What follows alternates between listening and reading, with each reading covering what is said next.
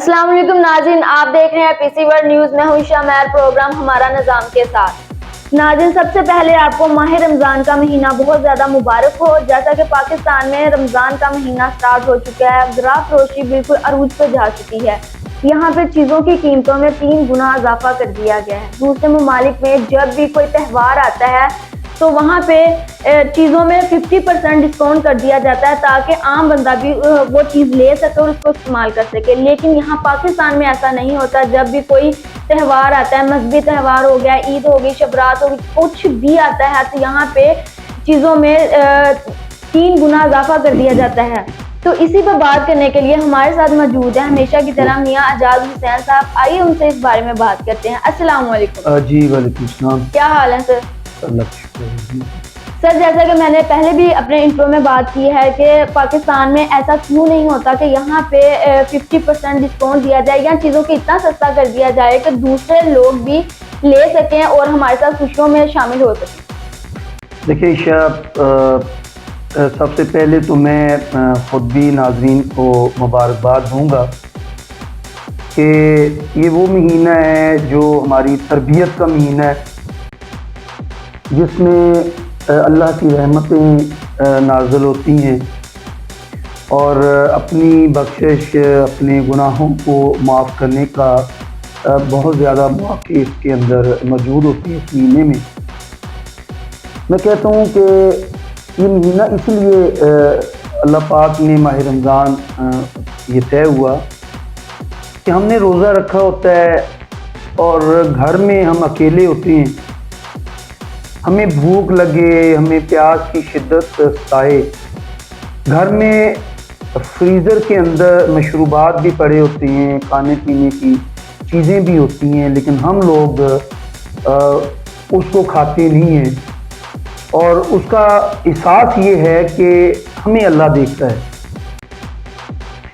जब इस मौके पे हमें ये एहसास होता है कि अल्लाह देख रहा है तो ये हमारी एक प्रैक्टिस है इस महीने में कि अल्लाह जब आपको देखता है तो आपने बुराई नहीं करती। लेकिन अफसोस ये है कि शायद हम कुरान की तालीमात से, दीन की तालीमात से हम लोग दूर चले गए हैं।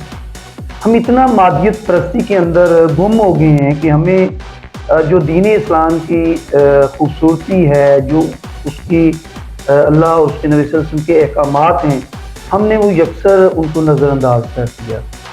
आज सूद पाकिस्तान के अंदर सूद का निज़ाम है, जिसके अंदर जब रियासत हुकूमत सूद पे चलती हो तो फिर मैं समझता हूँ कि मैं और आप भी उससे बरीउल-ज़ुबान ही होते हैं, हम भी उसी का हिस्सा हैं।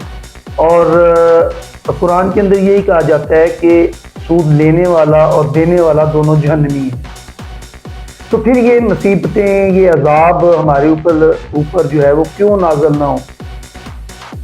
हकीकत है कि रियासत जो होती है, हुकूमत जो होती है, उसने मनसूबाबंदी करना होता है, उसने पूरे मुल्क के जो सिस्टम है, जो निज़ाम है, उसको बेहतरी की तरफ लेके जाना होता है। अपने जो लोग हैं, राया है, उसके हकूक़ की जो है वो पासदारी उसको करना है, उसका ख्याल करना होता है।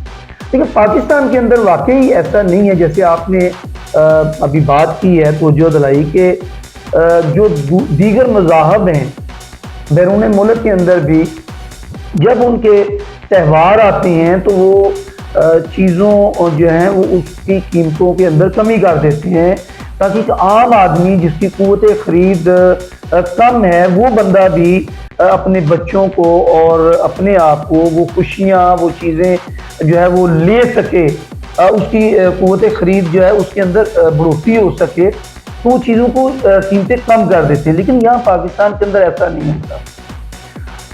ये कलमे की बुनियाद से पाकिस्तान बना है, लेकिन अफसोस ये है कि आज तक यहाँ पे वही ज़ख़ीराअंदोज़, वही माफिया, यहाँ पे इक़्तिदार के अंदर भी वही मौजूद है और नीचे अगर देखा जाए तो वही एक सिलसिला जो है वो नीचे तक चला आ रहा है।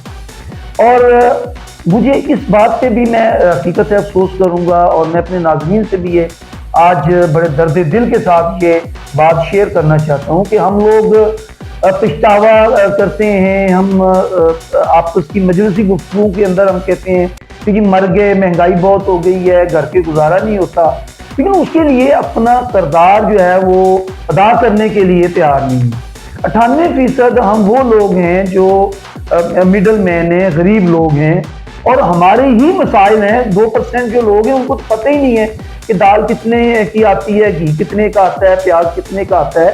ان کی تو جو ضروریات زندگی ہے ان کو تو پتہ ہی نہیں ہے۔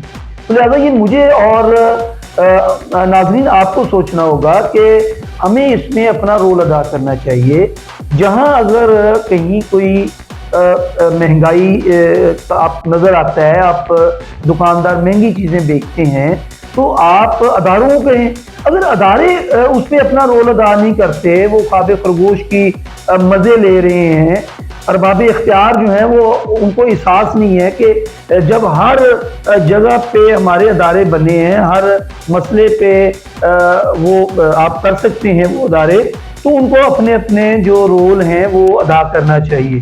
لیکن اگر وہ نہیں کرتے تو پھر میں یہ سمجھتا ہوں کہ جو جمہوری ہمارا حق ہے احتجاج کا، ہمیں ہر فورم پہ اس معاملے پہ جو ہے وہ احتجاج کرنا چاہیے۔ سب یہاں پہ میں ایک اور بات شامل کرتی جاؤں، جیسا کہ ہم پورا سال منافع کماتے ہیں، تو اس ماہ رمضان کے مہینے میں آ کے اگر دکاندار تھوڑا سا منافع کم کر دیں تاکہ غریب عوام بھی ماہ رمضان کے مہینے کی خوشیوں کو منا سکے، عید پہ کپڑے لے سکے، اپنے بچوں کو اچھا کھلا سکے۔ لیکن یہ عوام شاید میرے خیال سے یہ سوچتی ہے کہ اس مہینے میں آ کے ہی سارے سال کا منافع نکال لیا جائے۔ تو میں حکومت سے یہ کہنا چاہتی ہوں کہ حکومت کیا ایسا کوئی نظام نہیں بنا سکتی ہے، ایسی سکیم نہیں لا سکتی جس سے چیزوں کی خرید و فروخت میں تھوڑی سی کمی کر دی جائے تاکہ غریب عوام بھی چیزیں لے سکے اور ہمارے ساتھ انجوائے کر سکے۔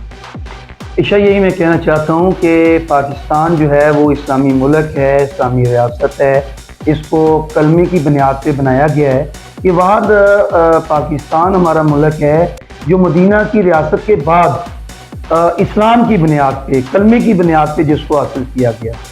اچھا، بعد میں یہ کرنا چاہ رہا ہوں کہ اصل میں جو احساس ہے وہ ہمارے اندر مرتا جا رہا ہے۔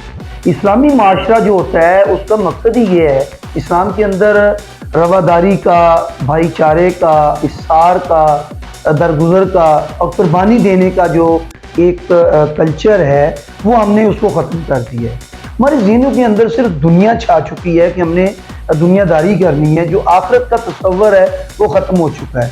ہمیں یہ اندازہ ہی نہیں ہے کہ ایک دن ہم نے بھی اس دنیا کو چھوڑ کے اپنے رب کے پاس جانا ہے، اور وہاں پہ پھر اللہ نے ہمیں جو ہے وہ پوچھنا ہے کہ آپ کو میں نے دنیا میں بھیجا ہے تو آپ صرف مال پانی اکٹھا کرنے کے لیے وہاں اپنی زندگی گزاری ہے، یا آپ نے جو میرا حکم تھا اس کی پیروی کے لیے آپ نے وہاں پہ جو ہے زندگی گزاری ہے۔